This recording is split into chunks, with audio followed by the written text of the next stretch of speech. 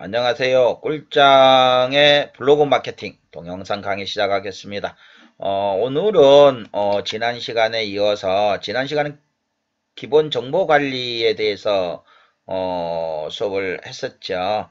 오늘은 기본 설정에서 사생활보호, 스팸 차단, 열린 이웃에 대해서 진행을 할 수 있도록 하겠습니다. 먼저 사생활보호의 블로그 초기화에 대해서 눌러보겠습니다. 블로그 초기화는 블로그를 사용하시기 이전 상태로 돌아가는 걸 말하는데요. 초기화하게 되면 모든 데이터가 삭제가 됩니다. 그래서 초기화 예정에는 7일 이내 24시간 이내 유예 기간을 두도록 되어 있는데요. 가급적이면 손을 대지 않는 게 좋습니다. 그 다음에 방문 직계 보호 설정인데요. 나의 방문 직계 보호 설정은 성별이나 연령별 방문자 통계에 나의 방문이 집계되도록 합니다. 예를 들어서 내가 20대 남자라면 내가 방문한 블로그의 방문자 통계에 20대 남자 방문수가 내가 방문한 만큼 추가 집계됩니다. 이때 내가 누구인지 직접 공개되지는 않습니다. 그래서 해 놓으시는 게 좋습니다. 반드시 체크를 하셨으면 확인을 누르셔야 되고요. 그 다음에 콘텐츠 공유 설정인데 이건 CC의 저작권에 대한 부분들입니다.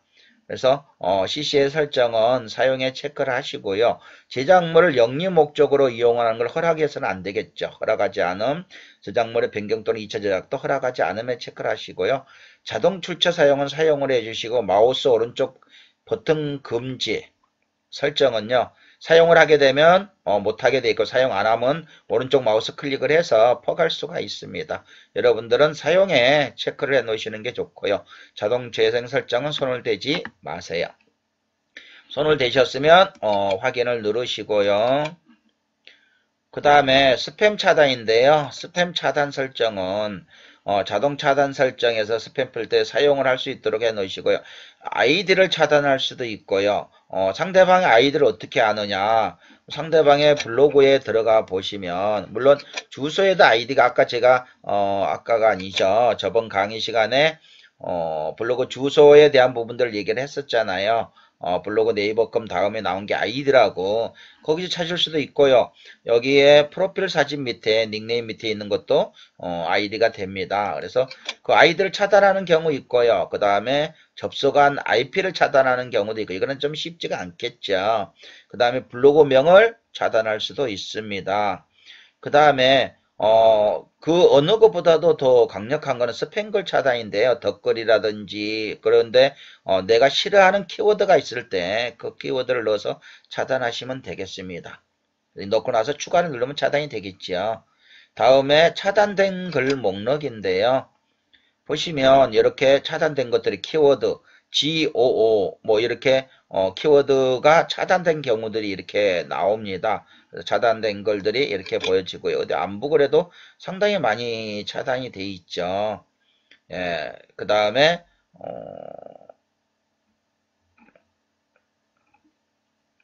자, 뭐 이렇게 차단된 부분들이 나오는데요. 뭐 이렇게 차단되는 것들도 있을 거고요.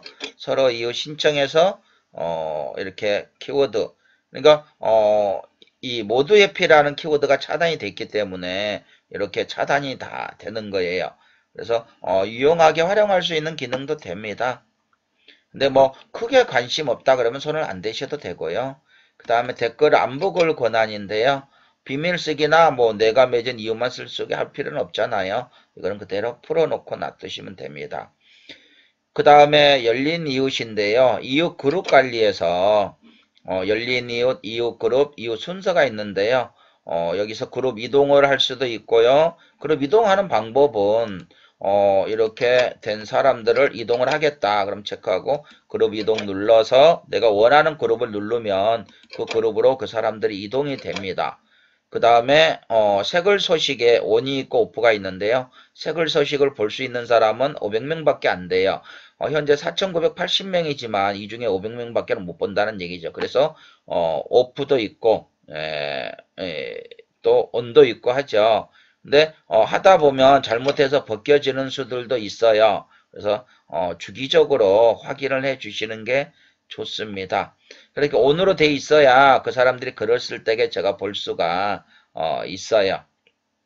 그 다음에 나를 추가한 이웃들 뭐 서로 이웃을 신청하고 싶으면 서로 이웃 신청하시면 되고요.